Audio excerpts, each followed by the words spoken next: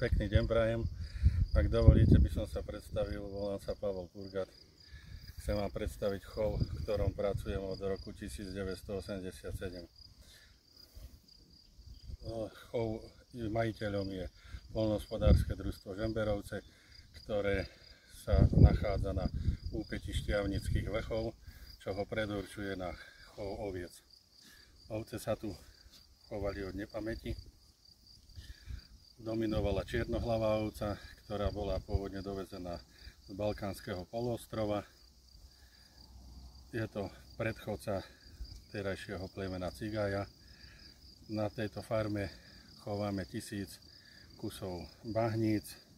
Je to čiste plemeno Cigaja v čistej forme. Je to ovca s mliekovou a mäsovou úžitkovosťou. Chceli sme, pred 35 rokmi sme mali dilemu, že ako pozdvihneme mliekovú úžitkovosť, či formou nejakého experimentálneho chovu, alebo pôjdeme zošľachtiť naše pôvodné plemeno.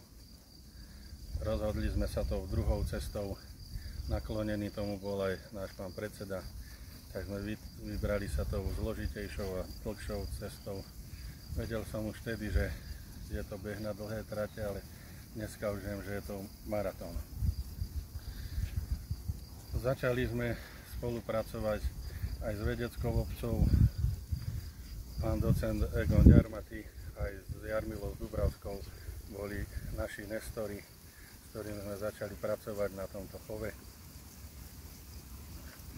Začali sme s tvrdou evidenciou, s zvážaním mlieka a s výberom bahníc na pripúšťací program, ktorý musí byť individuálny, a následne s výberom potomstva.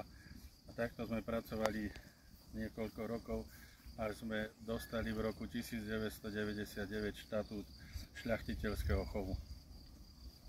Dobrou spoluprácou so Zväzom chovateľov oviec a kôz, plemenármi Slovenskej republiky, ďalej s profesorom Margetínom, tvrdým výberom na ďalšie pripúšťanie, tvrdou selekciou dospelých zvierat a prísnym výberom mladých zvierat sa nám bolo len otázkou času, kedy sa dostaví nejaký úspech.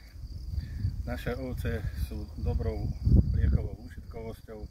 Za vlaňajší rok sme dosiahli 170 litrov priemerne na bahnicu, ale samozrejme máme z roka na rok sa nám pribúda viac jedincov, ktorí majú nad 300 litrov, takže je na čom stavať, je z čoho vyberať.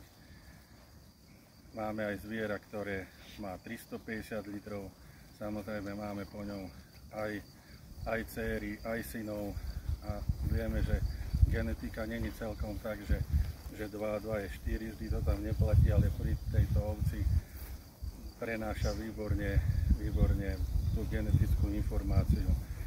Takže je na čom pracovať. Takže ešte by sme vám chceli ukázať aj nejaké ustajňovacie priestory, kde ovečky bývajú či cez zimu, či v noci, a ukážeme vám aj niečo z dojenia. Ďakujem za pozornosť a prajem vám ešte pekný deň.